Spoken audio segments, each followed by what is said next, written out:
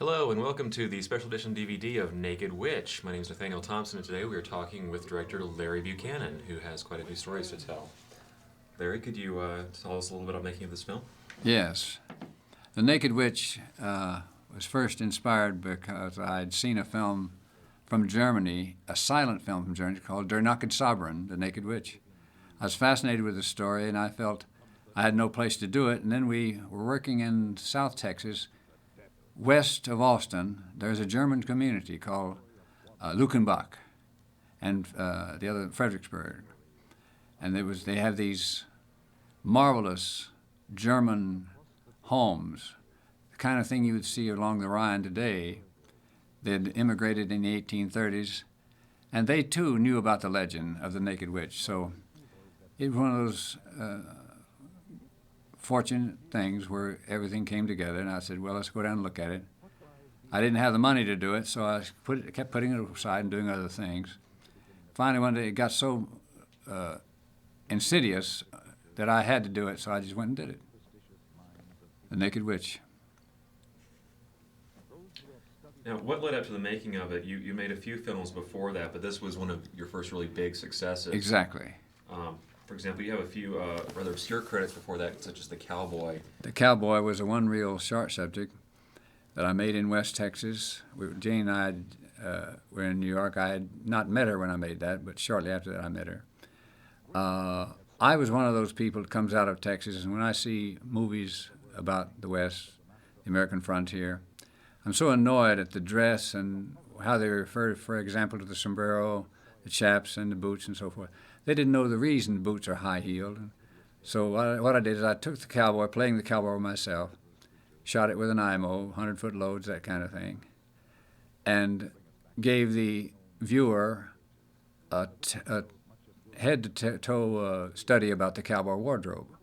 For example, the sombrero, the handkerchief against the dust storms, the high heels for riding in a stirrups in a saddle. So that did very well. It won a Peabody nomination but didn't win the award in New York, and it got me started. It did play along with Death of a Salesman at the Victoria Theater as a short subject. Paid for itself in the run with Frederick March's Death of a Salesman. Now, you actually made a couple of westerns after that, like Apache Gold and Grubstake. Yes, actually, Apache Grove and Grubstake are the same picture, just interchangeable titles. No one knew what grubstake was. They were spelling it steak like S-T-E-A-K. It's actually S-T-A-K-E. Grubstake is where on the frontier you would grubstake somebody to go hunt for gold and split the money with them. And it's meaningless to people, so we changed it to Apache Gold. Apache Gold was never really released. It's one of those things that you come back, you feel like you've got an art western, no one's interested in an art western at that time. Now, that's all changed. But at that time, you had to have a formula or else no one was interested. It's a good black and white photography. Cameron's Sturgis, a very good man.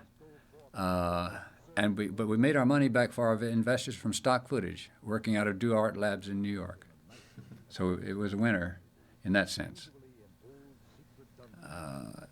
After that was Comanche Crossing. Well, Comanche, you're referring to westerns only now. Comanche Crossing was a beautiful thing. It was 1952. Comanche Crossing was a color 35, made for very little money, in the Big Bend National Park of Texas. It's an incredibly, astoundingly beautiful park, very inaccessible. Very few people go there, but it's one of our last real frontiers. And it's got great scenery, and we were working color wisely this time. And the interesting thing about it is the young lady who played the Comanche girl was so good. Her name was Cynthia Hull. And I used her again and again. I used her in High Yellow, a film about a girl passing for white, a black girl passing for white. Actually, she's a white girl. And I used her again in Underage for American International Pictures. So that has a history of fun relationships. Oddity of this, we moved to Tucson a year and a half ago. We've been trying to get there for 30 years. We moved out there and found out, within days, we found out that Cynthia Hull had been in there for 15 years, raised a family, and has a theater family there doing plays and musicals. Same girl. So these trails cross, as we say in Texas. You've also got a credit for a film called Taste of Venom. Was that ever actually released, or does it still exist? That was a voodoo story in East Texas, I believe. No, Taste of Venom actually was not a voodoo story. It was based on a Marquis de Sade story. I forget what he called it. Anyway, it's a short story by Marquis de Sade. We made the film for a gentleman in Texas, for his lady, his mistress. He wanted to put her in a movie, and I said, well, we do that, but I want you to know what it is. I don't know how I would market it, because it's just using somebody that's totally unknown as an actress and totally inept. I can say that now. We don't use her name. She's probably gone. So he said, that doesn't matter. I've got to keep her happy. So we did that. We made the film, and the night, I was very happy with it. It looked good. It looked physically good.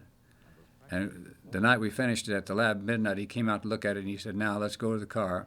Take it to the car. And we drove to Lake Dallas. Not Caddo Lake, Lake Dallas. Got in a boat, midnight, and drove out and dropped it into the water. Film cans, 2 film cans of blow-up of 16 color. And that's what he wanted. He said he was happy. She'd left him. The night before, she'd flown to Acapulco with somebody else. So these side stories are always more interesting than the stories we shoot. It's amazing.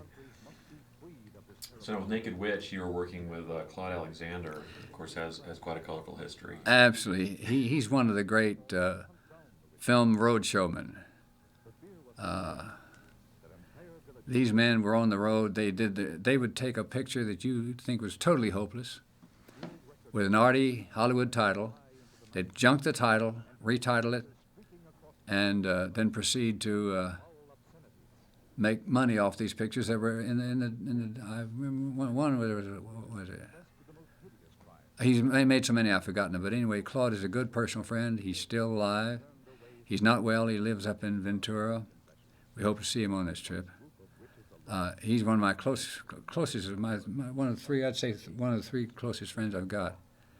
And what a life he's led. He could tell you stories. He could talk 48 hours with you about on the road, mostly drive-in theaters. And he played a lot of my stuff. When he came to Dallas one time, we got together. He said, let's make a picture, and we made The Naked Witch. He said, I've got $8 grand. Can we do it for that? I said, if that's all you got, we'll make it for that. And we did. And here it is. Yeah. How did the actual filming process go? Was it, it was beautiful. Just wonderful. Shot on 16 millimeters, is that correct? 16 millimeter color, yes. Do you remember about how long it took to shoot it, maybe?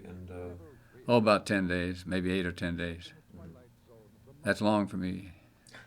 I'm kidding. Are we mistaken? From deep beyond the edge of light, from somewhere out there beyond the grave, beyond the dimensions of life, do these ominous creatures still exist? Let us see.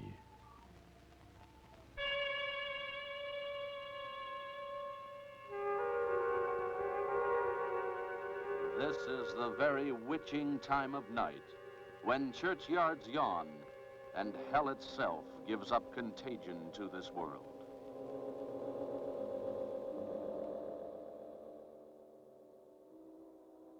Claude Alexander Presents. There it is. Written, directed, and edited. That's right. Now, we worked together on it, but he was not a filmmaker. We loved to be around watching the process. Mm-hmm. Nice to see this color again, because all I've seen since we made it was a black and white ripoff. Could you talk about that a little bit? That was actually fairly common practice at the time. That, Absolutely. Especially for for if you had a double bill, especially the second bill film would often be printed in black and white because it was cheaper. Even major studios did this quite frequently. You're absolutely right. And how did you feel about that when you had to watch? You basically made this film that was meant to be seen in color, and here it is. Well, it's awful. You look. Here are our leads. Robert Short and Joe Merriman, the girl, lovely girl, and here's Libby Hall, Libby Booth, her name is now. So this is the same Libby who is in Come On White. Is that right? I think she's in there. Yes. This scene would not play to me in black and white. Just the color is what gives us our contrast here. It's amazing for a blow-up for that time. It looks pretty good. About how long would it take to edit a film like this? Oh, that's very quick. We're virtually cutting as we go. We were working down in the German country, which you see is a beautiful country. And the bus would take the stuff up to the lab, and we'd hear the next morning whether or not we had anything. And of course, God willing, we had something, and it's okay, no scratches, no arrows in the gate or anything like that. So somebody would start to work on it that day at the film company in Dallas there. It's a laboratory we work for. And he'd have a rough idea of what I wanted, and he'd do a rough cut, and then I'd go and get serious about cutting it when I got back. And I'd say on a time factor, we could cut this film in about 10 days. We didn't. We took a little more time with it. So beautiful. This an interesting aside on this is I fell so much in love with the countryside there, these old homes and everything. When I later made a film called Strawberries Need Rain, much more pretentious and lovely picture, beautiful picture, and using a lot of these same backgrounds, same homes. And I came back for that. So it holds special. I would say on any DVD, it'd be nice to show a few clips of both of them, show from Strawberries and this. Mm-hmm. Strawberries more professional job than this.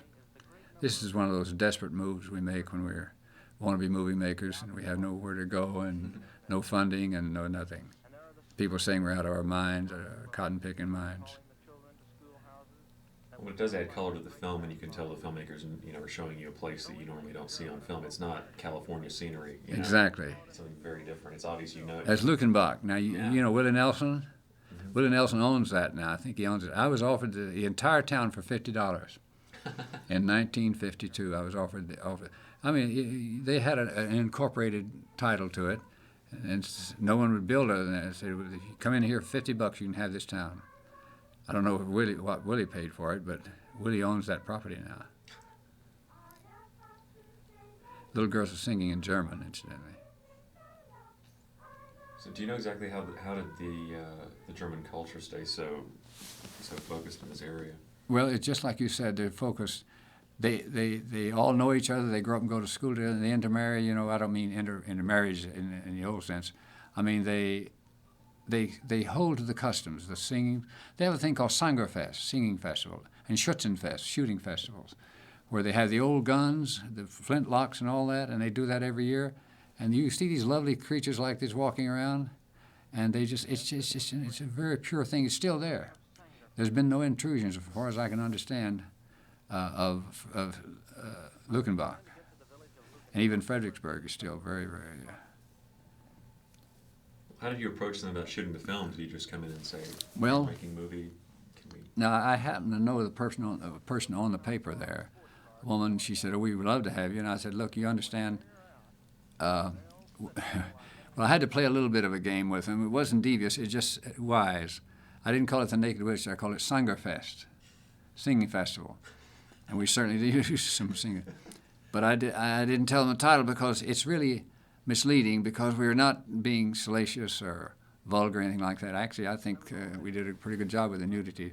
I don't know, I'm anxious to see how much is left here, because so many of the early prints, they're running with a mat over the breast. And it's all day for night.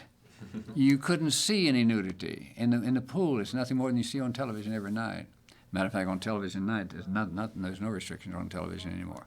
I love this old mill. I really fell in love with Lang's Mill, where he's headed right now. You'll see it. And later, when you see people killed by the Naked Witch in this pool, you see I don't see if the water turns red, which it did in the original print.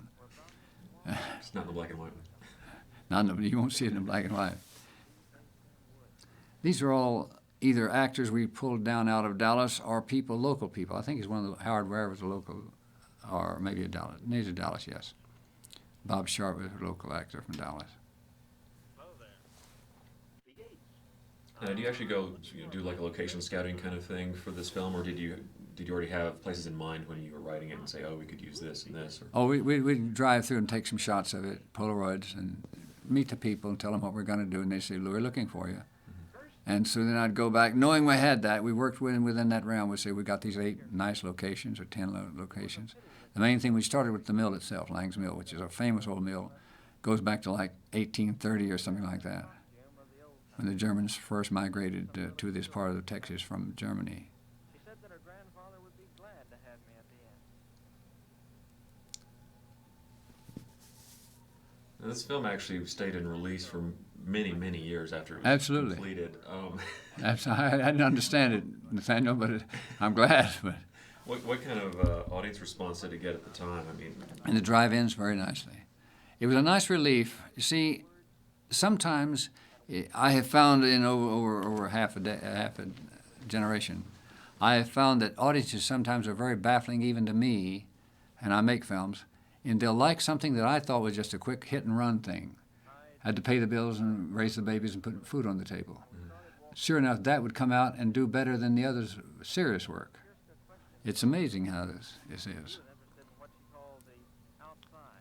do you know about how much money this film actually made? I mean, it's hard to gauge back then. It's hard to gauge, but Claude told me it made more than everything he had put together. He was out on the road with all kinds of things, not common law, Mom and Dad, which is a famous one of those old syphilis type things, where there's anti-syphilis It's a very famous one. propaganda, and that kind of thing. He had a lot of those, and he even went out with Prince of Peace, very successful religious speech, shot in 16, blown up, because of the promotion, because of these men were showmen. They didn't go out with something unless they could sell it. And I think people liked the charm of this picture. It just had a sweetness to it. It was not crashing cars or anything. Just No, what you just mentioned was actually kind of an interesting peculiarity of the South. In fact, this was actually still going on into the 80s, as I recall.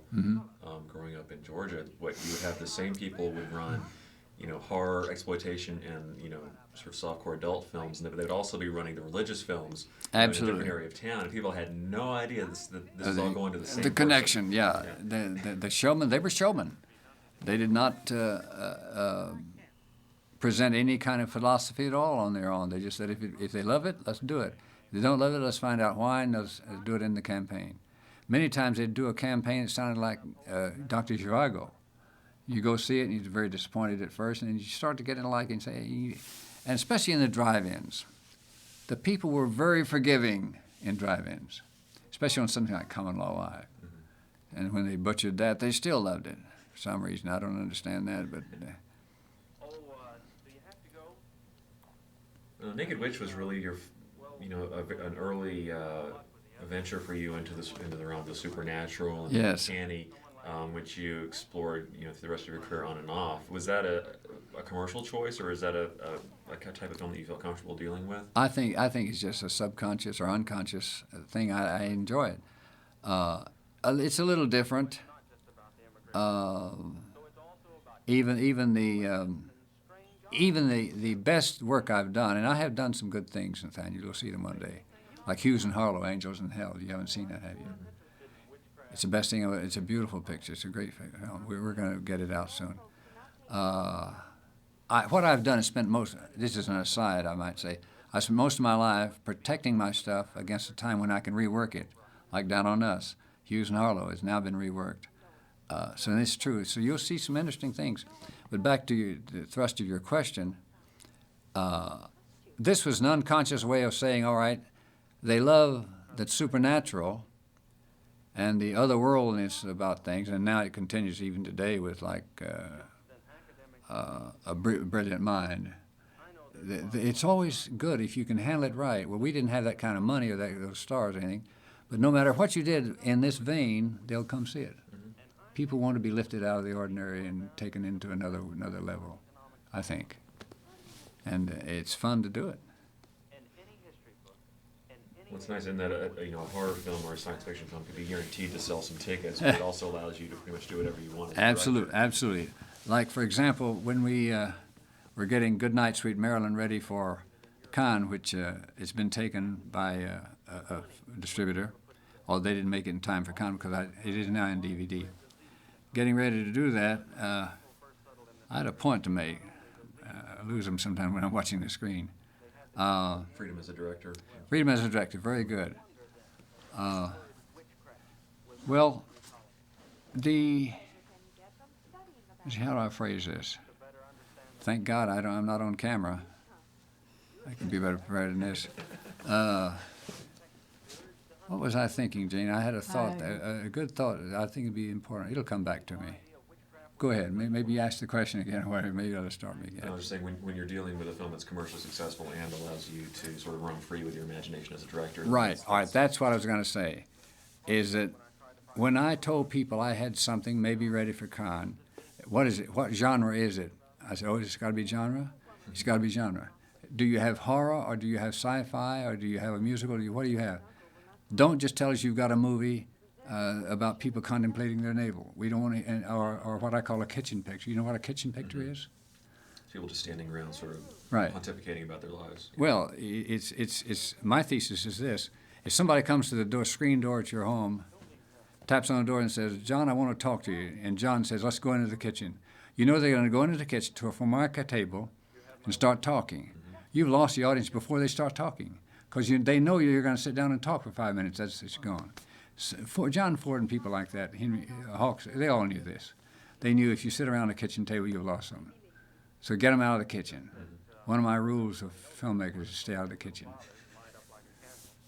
Stay out of the lair of lawyers and stay out of the kitchen. What's the movie about cooking? Yeah, well, about cooking. You don't make a movie about cooking. Let these television hostesses do that. Even this simple little thing, I found people, we would go, Claude and I, the first night, we opened about 8 drive-ins in Dallas. The biggest drive-ins there, they all packed, and we drove around in his caddy. He had a big black caddy. We drove from theater to theater.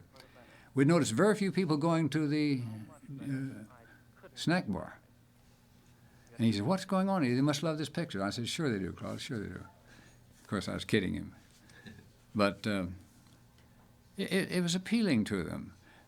Most of the drive-in people, of course, were simple country people or rural, smaller towns. They don't get much into philosophy or anything else.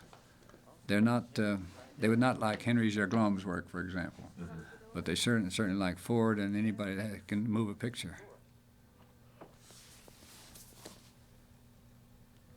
You lovely thing. Not sure I've got you figured. But now, for those listeners who may not be aware of your career beyond the Something Weird titles, Mr. Buchanan is also known for a series of AIP remakes and monster films, which are very popular, especially on television, as well as mastering what you might call the fictitious biopic, for lack of a better term. Which is that sort of an odd subgenre you practically invented, I guess, which is films like Trial of Harvey Oswald, Good Night Sweet Maryland, Down on Us, which is a study of Jimi Hendrix and Janis Joplin, that era, which is way before Oliver Stone explored the same territory.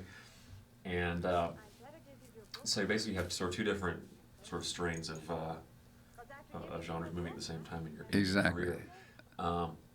If we could just address first the AIP films, exactly how did those come about? It's a very sort of unique arrangement. It is. We made a film, my first real movie, Free, White, and 21, about a real rape case in Dallas. We thought there would be burning crosses on our lawn, Harold, my partner, and myself. There weren't. AIP heard about it and said us send the print. We sent the only answer print we had for them to look at. We thought, well, we've lost a print. Within about 24 hours, they called after they'd seen it and said, can you come out here? I said, well, I guess we could. Harold couldn't come. He was busy, so I flew out there. They said, we want to take the picture, and we'll guarantee X number of dollars. The picture will be played out in so many weeks. I've never heard that before, see. They knew there was so little in the picture, so little, 30 grand. They knew they could cover it quickly, so they liked it.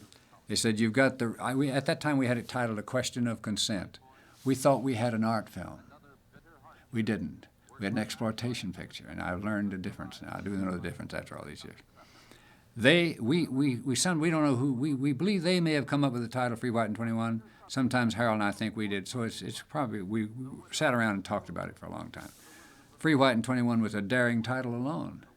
And then when it deals with something like this, a real rape case about somebody we knew. Tony Davis was a disc jockey in Dallas. We knew him. We knew he would never rape that woman. We knew he would be freed if it was handled right with his counsel.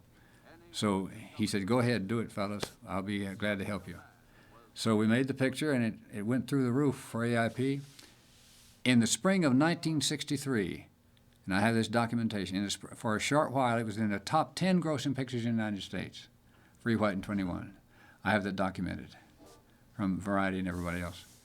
Not long, but for a short time. The Variety listings from that era are very different than the way they are now. Yeah. Now, of course, you only see major studio product Exactly. That top 10 all the time. But back then, it was much more colorful. Much more colorful, and you'd get a chance to try something. Mm-hmm. They said, look, if it pulls them in, do it. But today, everything is so corporate, so organized, so nothing. We don't go to the movies much anymore. Jane and I used to go all the time. We don't go much. Last picture is what? Not Beautiful. Not Beautiful Minds? Gosford Park. Gosford Park. We'll go see that. We'll go see an Altman picture. But yes, continue with what you're saying. That started with AIP. They saw the picture, bought it, and said, we want to make another one. We made Underage for them, and then that kind of ran out. And Harold and I decided we better go another direction because they weren't calling us enough. You know, they were paying us money and all that, but we wanted to do other things. They said, no, you stay down there and you do these little pictures for 30 grand. I said, no, for 30 grand I can make a small art film or a small horror or something like that in 16. He said, well, let's make a bunch of them. I said, what do you mean? Come on out and let's talk. So I went. Harold had his agency and all to run everything. So I flew out and we signed a contract for 12 pictures. All of them had to be remakes or spin-offs of something they'd already done. In the case of Roger Corman's Zontar was The Thing from Venus was really It Conquered the World and so forth. Just for reference, the films were Creature of Destruction, which is a remake of She Creature, Zontar, which is a remake of Conquered the World, Mars Needs Women, of course, which was a true original. It is true. I have to get this on the record now. People say it was a steal from Pajama Game with Tommy. Not so.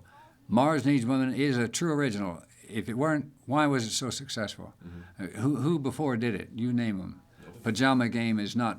And Tommy Kirk, my good friend Tommy Kirk, tells me no way was it Pajama Game.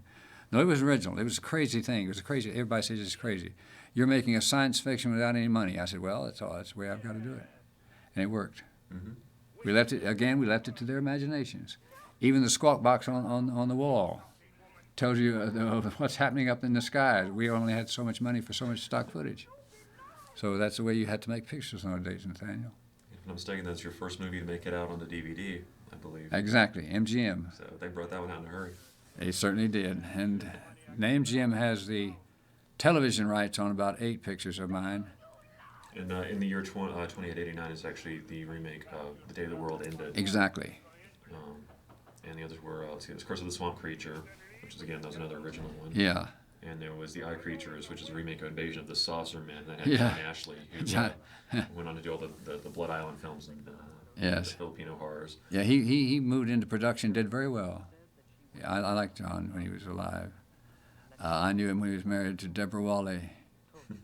Tell you an interesting story. I don't know if it means anything to your listeners, but I think these backstories are better than what we shoot. When he came down very morbid and morose. I thought it was me, and he said, no, I love you, Larry, but I'm down here. I need to be with Deborah because she's leaving me. The weekend we get him to shoot the picture, Deborah Wally, the loveliest woman in Hollywood, is leaving him, and they have a little baby, okay? So I thought, I've got a real problem. So the first weekend, he had to go back. I said, my insurance company won't allow that. You can't fly back. We've just shot 4 days. And he said, well, do it for me. So I took a big gamble. I let him go. He came back okay. He could not win her over. And so she left him, divorced him.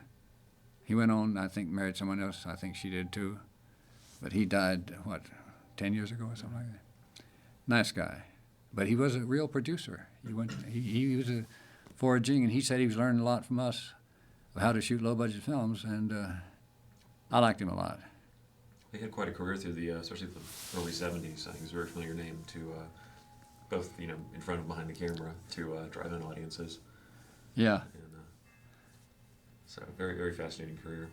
Now, with Mars Needs Women, that you mentioned Tommy Kirk, who again has also had a very odd career in that he started out as sort of the Disney, poster Old Yeller. child, and then he turned Old into- Yeller. Yeah, started out in Old Yeller, and several other films like of that ilk, and then went over into the AIP beach movies, and then of course did Mars Needs Women. So what was it like working with him? Marvelous. I couldn't have a more professional, dedicated person. He does not. He goes to these conventions now, these memorabilia things. They love him and a lot of it's for Mars, a lot of it's for Old Yeller as a child star. He also did 7 or 8 of the AIP pictures, like Pajama Game, and beautiful man to work with, an intelligent person, just marvelous. Love to talk to him. You talk to him sometime, you'll love talking to him. He's very nice. I think he's out now in the Carolinas in his own business, but he does keep his hand in by going to these conventions. Disney just released some of his films on DVD, and he's on the commentaries and the documentaries and everything. He's very involved in those. Oh, well, that's great. That's great. I'm glad to hear that. I've seen him once or twice in the last, 5 years. Saw him at the Beverly Garland thing where I was invited, and my family and I went down there. And he was there with the guy, Batman, Adam West, and John Agar. Mm-hmm. John is the only man I made 3 pictures with, 3 features with John Agar. Unfortunately, John Agar just passed away recently. I wasn't aware of this. Oh, did he? How long ago was this? See, in Tucson, we don't get this stuff. No, this was about a couple of weeks ago. I didn't know it. Now, my God, you see how they're going? Yeah. Sam Markoff and Hilda went in 30 days from each other. Yeah. And ours was a love-hate relationship, but still, John Agar. John, everybody says I only hired him, we only did pictures so we could talk about John Ford. A lot of that's true. A lot of that's true. We'd sit and talk about John Ford He has some good and stories. Hawks. Oh, yeah. I have a lot of stories from John and working on things like Shore Yellow Ribbon and things like that. And one thing he wouldn't talk about was Shirley Temple. Oh, really? He would not talk about his first wife or her first husband. The two of them were off balance. And but it was so much fun on location with him. But I would say Tommy was the one, if I have to do this comparative here, Tommy would be the one that you'd approach as a professional actor. The others were as icons, like John Agar, no matter what people think of his acting, was a dedicated filmmaker. He loved it. He knew everybody. He worked for some of the best directors in the business, especially Ford. And I just love to hear these things that you'll never hear in the film fanzines. They don't talk about these things. Mm-hmm. So you're hearing some first-rate stuff now here. It's amazing.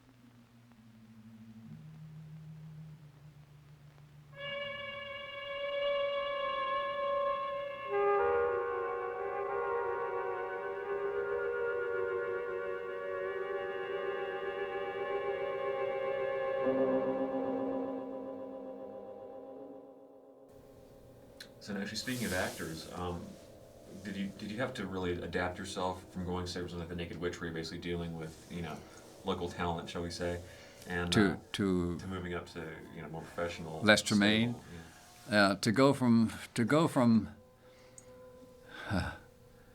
Bill Thurman, whom I loved dearly. He's dead now. Bill Thurman was. I'll tell you sometime about the fact that Steve McQueen heard about it and saw his work and insisted on him being in several pictures, including Tom Horn. But he was my favorite actor of my acting company. I had my own Ingmar Bergman acting company in Dallas. So to answer your question, it was no difficult. It was easier for me to go with professional talent because I come out of the theater, and I was in the Broadway theater and so forth when I met Jane. I was in a play in New York, and doing movies in the daytime at the Signal Corps Photographic Center. And this thing is disturbing me. No, I try not to look at it. You use it now. There, that's what I was looking for. They're still using the little bar. The bar. Now, I wonder who has the originals on this. We could go and cut that back in properly. I guess it's a laugh, really. Maybe it's a cute thing. But that is interesting that they would do that. It tells you a lot about the mores of that time. Mm-hmm.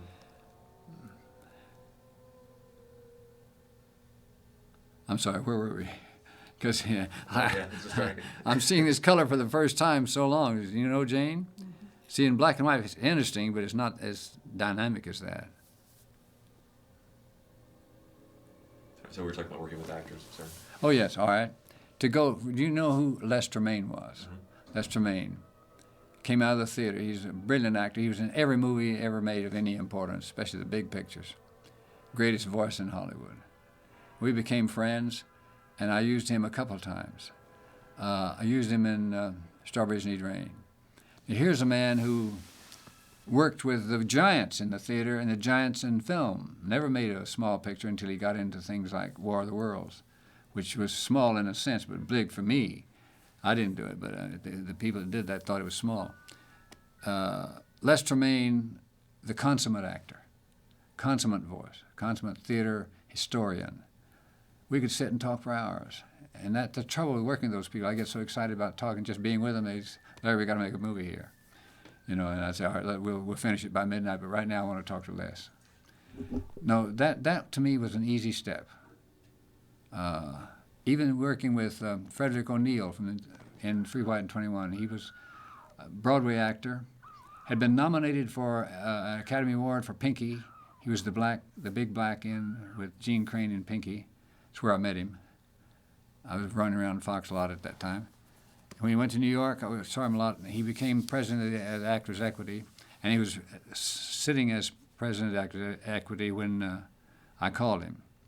He said, "Send me the script, Larry." And I sent him the script, and he called and said, "I'm your boy." And he did 3 White and 21. It's a daring role for him. Mm-hmm. But he did it, and he did it great. So now there's working with somebody, really, again, a great actor in the traditional sense. So that was no problem. I could work with Pete O'Toole tomorrow if he'd let me, and I think we'd get on fine. Because I've been there. I've been too much theater and too much film myself, not to know what these specters that are haunting them, what's their problem. I can detect very quickly what they need. I think I'm very arrogant about that, but it's fun. And won by what?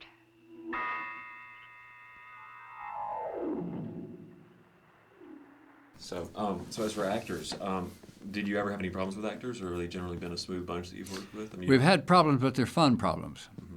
I'll tell you one. In a film called In the Year 2889 with Paul Peterson and Charlotte Doherty, we had a girl in there called Quinn O'Hara. Now, I say this lovingly. I got on very well with her and everything, but she was disturbing to the crew and the cast. She was a fun girl, telling jokes all the time between takes, not have to shush her too much and all that.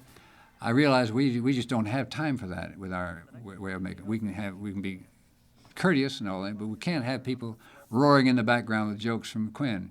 And the guys all taking her to dinner, and she's just one of those fun girls. Mm-hmm. And that's not a negative thing. It's fine, but it's just bad for my picture. So I knew I had to kill her off. So I told her, I said, you go down to Neiman Marcus, you get the prettiest bathing suit you can find and bring it back here. We had a pool at the house where we were shooting, a swimming pool, heated pool. And she brought it back, and I said, Quinn, I'm going to kill you off. She said, I understand, Larry. So we had, I think Billy Thurman killed her off, or was it, no, the heavy in that, I forget his name, the gangster, kind of a Bogart type.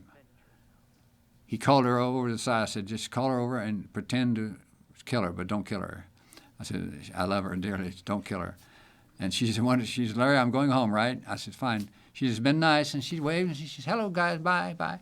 That kind of person. Didn't get angry, but that was the one thing where I had to take a different direction. And I had to go look at the script and see what I could do to fix it. But I fixed it. So let me see, I don't think, Jane, I have never had a real serious problem, have I? No. Can you think of anything? No, I usually get along with actors. They recognize that and I'll tell you what does it. It will not come from professionals. They know that I know what I'm doing, but many times you put new people who are just out of film school or something like that, or out of a drama class or something, and they start giving you trouble, and I say to them, when you can do this as well as I can, you can talk to me. Until then, just do what I tell you to do. I'll show you how to do it if you want me to, but when you can do it that well, I'll step back. And that usually does it.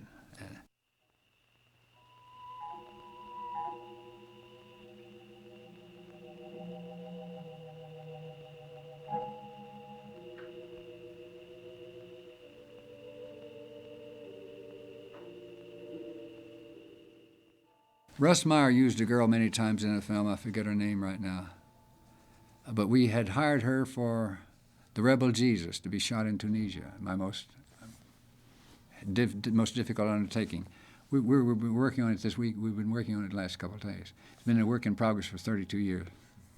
She was not a porno, but a soft porno girl, working a lot with Russ Meyer and people like that. Pretty beautiful girl. I thought she'd be great for the Mary Magdalene, the whore, the prostitute, the lady of the streets, and the Naked Witch. And the Naked Witch, I'm looking at the Naked Witch. I'm too focused on that. She's killing another version of good death. Anyway, we took her. I took that chance and took her.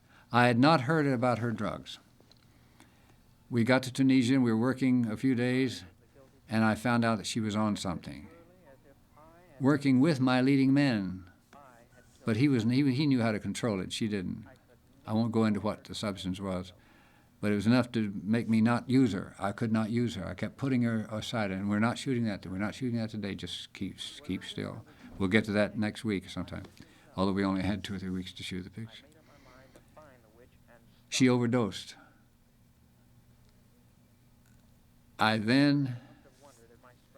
We came, what did we do? You said you had to send her 400 Yeah, miles. well, and the Mercedes bus. We had a bus. I found out that they made Mercedes buses in Europe. We had a bus for the company. We had to send that bus 300 miles with just her in a cot on the bus with one of our people with her to the hospital. She came back okay and all that. Meanwhile, I had to sit down and say, now look, I have to do this when I get back. So all of her scenes were done on set interiors when we came back here. Small studio here. And that's the kind of thing you're constantly faced with, a possibility. And that was just one of those unfortunate things. Well, she didn't mean to be mean or anything. It was just a very difficult shoot. But it's worked out very nicely. Total rewrite. So how far along is the film now? It's finished. Oh, it is? It's finished. My partner, it's been finished for many years. But the man that I'm working with is a good personal friend. He's a backer from time to time. He wants the message out there. I keep trying to hold him down on the message, and we're doing pretty well with that. And he keeps saying, why don't we do this? Why don't we give a prologue here? And I said, well, you don't need a prologue, but he does it anyway. And so I said, look, if you want to do it, fine, but you're responsible. One day I wanted to go back to my simple story of the Rebel of Jesus, just a simple, beautiful little picture, unpretentious. He's trying to make it like, greatest story ever told. In our case, it's the greatest story never told. See there, you can't. However, we had pasties on there, but you can't tell. It's so silly. It's a commentary on the mores and of the time. Mm-hmm. Really is. But driving people love this stuff. Mm-hmm. They'll sit and watch this for 10 minutes. And then they'll go get their hot dog. Yeah. They're swimming scenes. Yeah. Isn't that something? As I watched, Huh. fascinated by Now, censorship at the time was a little odd. It was more of a regional thing than... Exactly. It wasn't exactly like a Especially national- Dallas. Right. Now, although we purposely were not processing in our lab in Dallas, we were sending it to Eastman Kodak. I thought they'd be okay. Eastman Kodak called us after the first day's rushes. So we're having to hold this until we have our attorneys look at it, decide whether or not to send it back. They actually called me. I said, "Are you kidding? This is very..." They said, "Well, Mr. Buchanan, I'm sorry, but we've got to hold it." As it turned out, they were very nice. We had our lawyer call them and said, "Now look, we sent it to you for processing, not for commentary." And he won the case, and we sent it back, and we cut it in properly. Somebody else has added these these bars, these censor bars. There's nothing here, but she is taped, but you wouldn't know it.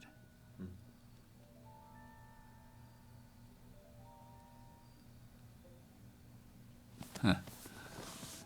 Yeah, at the time, nudity was going through a huge... There were a lot of court battles at the time. So Absolutely. From the late 50s onwards until actually probably until about 73. Yeah. There were several court cases involving obscenity about how much you could show as far as, Yeah. activity and the amount of skin and that sort of thing. This was before, you could really, you obviously couldn't really go full frontal at the time. No, I didn't dare try. I knew they'd stop me on that. Yeah. I was surprised though they got worried about breasts. As simple as these are. There's a definition there. I thought the blow-up would lose that. You can see some definition here.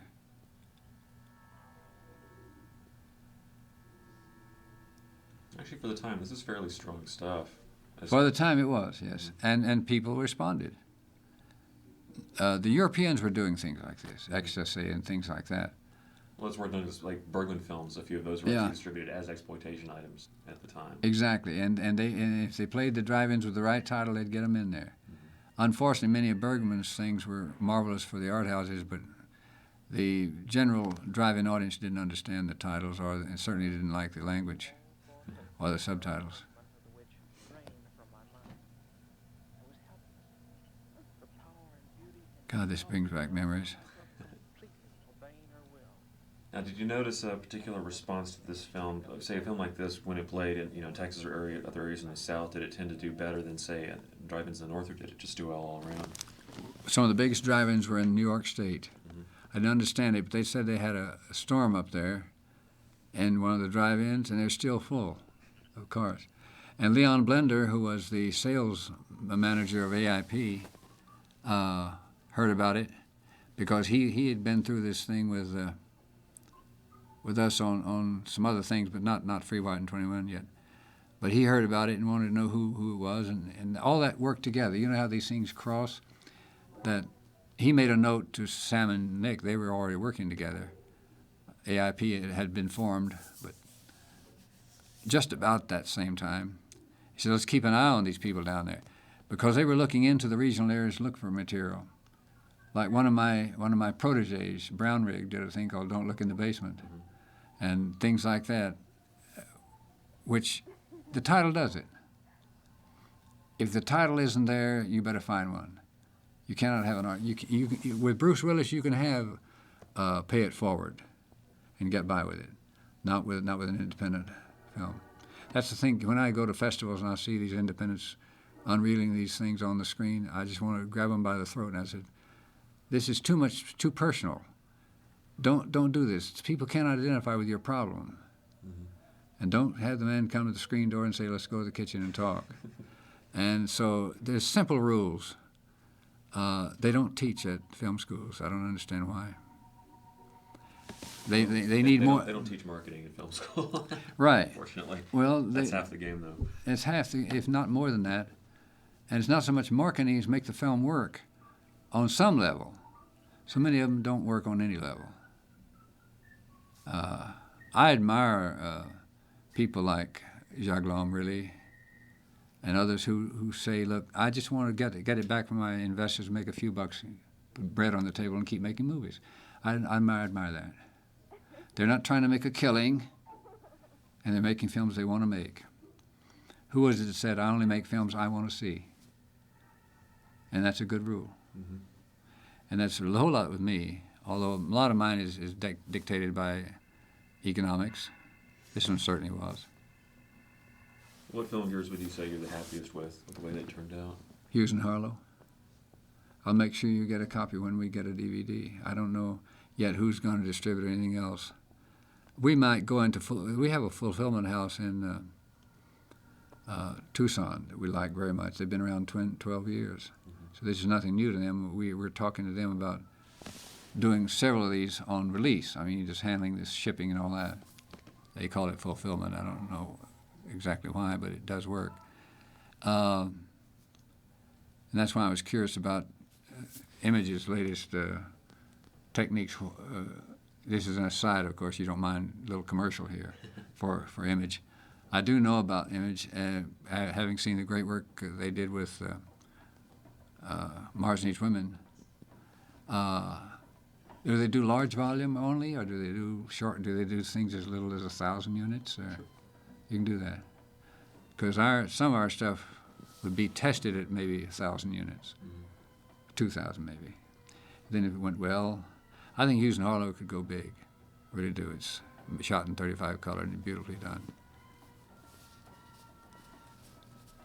Hughes and Harlow was shot by my good friend Nicholas von Sternberg. You ever heard about him? He's the son of Joseph Sternberg. Oh, right, yeah. And Joseph von Sternberg. And Nick is a very good cinematographer. And he shot how many pictures? Mistress of the Apes, Hughes and Harlow, 2 or 3 other pictures. And he's good. He's still active, young DP. Now, actually, Mistress of the Apes and Lightness Horror were 2 films you made in the early '80s. Yes. I believe, and those are sort of a little, kind of a little skewed in your filmography. They're odd little films. Yeah, they're bread and butter pictures. Right. Actually, I believe your son was in Lightness Horror, correct? He was a lead in that. He doesn't really want to be an actor, but he said, "I'd like to try it, Dad. Please let me try it." So we put him in there. And he doesn't do a bad job.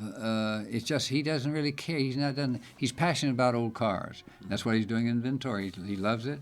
He brokers restored automobiles, like a 34 Ford.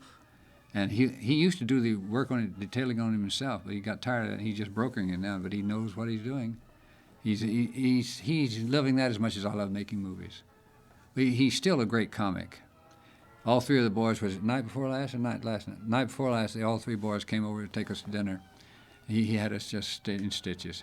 He's Jim Carrey all over again. Jim Carrey. He's Jim Carrey, and I think better. And he could make a fortune. Jane and I just nail him. Why don't you go out and do that, stand up or something? He has such a bright mind. I know this is like the father talking about it, but I'm talking about one son. So it really is an honest appraisal. He's very, very good. So that was fun. But no, Mistress of the Apes, and this is pertinent to what you're doing here. Mistress of the Apes and some of these pictures I did were unabashedly to make a living, because you have so many fine scripts you want to do. I have a drawer full of them that I either wrote or found or adapted. There's lots of stuff out that should be shot, I think, by Hollywood, and they don't even know about it. They're not literate. And I say that harshly because they're not. Now, the Altmans and people like that, your Glom, they're literate people. But if you tell Fox you want to go shoot a thing called The Blue Hotel by Stephen Crane, is that a rock and roll picture with Elvis Presley? They don't know about these things. They're not literate. They really aren't. The writers, and I remember the writers get on honorable withdrawal, but the writers I think are great. The professional writers in Hollywood, I admire most of the ones I've ever met. Look at those flowers, Jane. Bluebonnets.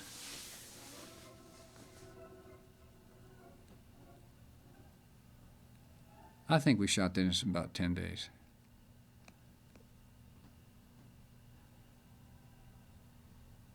Did I address the question you asked me? these tombstones here on the Naked Witch, they were back to 1836 and 1846. Wow. The big migration from Germany came down through the Galveston Harbor from Germany. They kept looking for something that looked like their homes along the Rhine. They found that in Fredericksburg and Luckenbach. And that's why it's all settled by Germans. And they do keep it very pure, they really do. They're very strict about their schools, and there's no crime there at all. Zilch, at least the last time I heard. And well into the time after we shot these pictures. Did they ever go to the movies? I was wondering if anybody from that area ever watched Naked Witch. I'm sure they did. The woman who got us into the paper and got us talking to people to make Sangerfest, she went on to Hollywood to be a Hollywood screenwriter. Oh, wow. And she loved the movies, and she was, if we needed something, she found it for us. I needed a real nice, like this particular courtyard, and a well there, and she cleared things like the Lang's Mill. They were very conservative. They're very quiet, and they want to see you come out first before they say anything.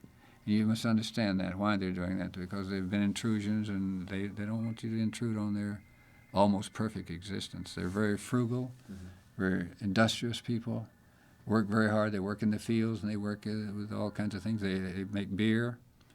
They're marvelous people. Kirska Schoening.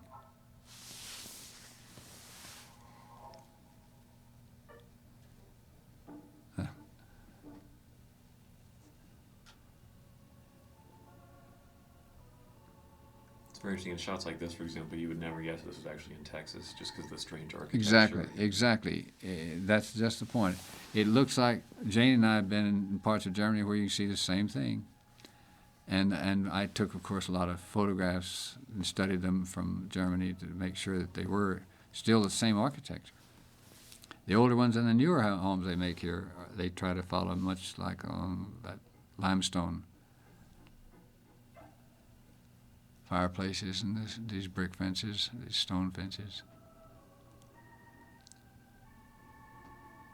And as far as pop culture goes, of course, most people imagine Texas as looking like either like, something off of Dallas, of course, Oh yeah, they Oklahoma think City, or it looks like Texas Chainsaw Massacre, where it's just like a barren desert with, Texas.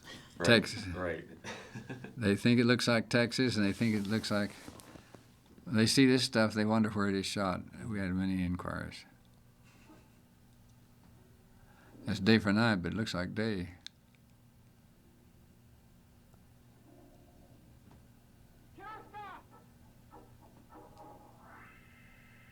The big finale. Yeah.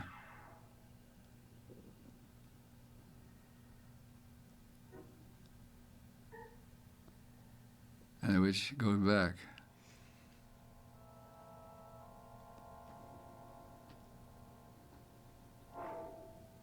Pretty fair amount of blood there for a film this early. Yeah. It's before gore really hit the drive-ins. Right. Later in the cold gray Which is a route that you never really took. You never went into the whole violence. No, I don't like violence per se. I'm on the side of the people who are anti-violence. Like, why splatter something when you can make it more powerful? Just seeing the person, I can see a person shot with a rifle, say 100 yards away, is more frightening to me than close up. He's so alone. He dies alone.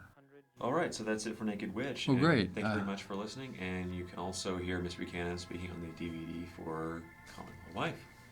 Thank you very much. Thank you.